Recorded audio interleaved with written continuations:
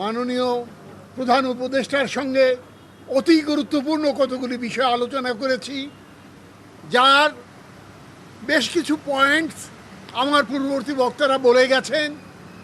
আমি আনন্দের সাথে ঘোষণা করতে চাই একটি বিষয় মাত্র, সেটা হচ্ছে এই মাননীয় প্রধান উপদেষ্টা ক্যাটেগরিক্যালি, আমি শব্দটা রিপিট করতে চাই, ক্যাটেগরিক্যালি উনি বলেছেন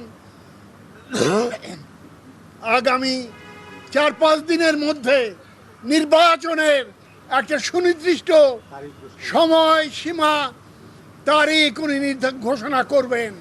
এর চাইতে আনন্দের বার্তা আর কিছু হতে পারে না।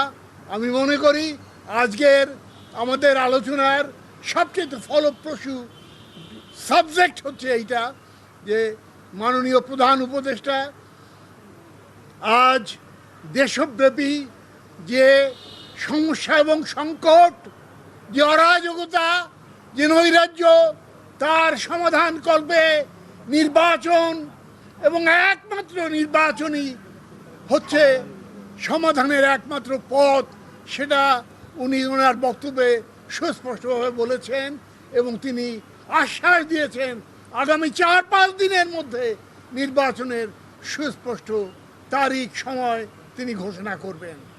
আমরা মাননীয় প্রধান উপদেষ্টাকে আরও বলেছি যে আজ থেকে 1 বছর আগে যে পরাজিত শক্তি, যে ফ্যাসিস্ট শক্তি উৎখাত হয়ে গেছে, তাদেরকে কোনো ক্রমে পুনর্বাসিত করার সুযোগ আমরা দেব না।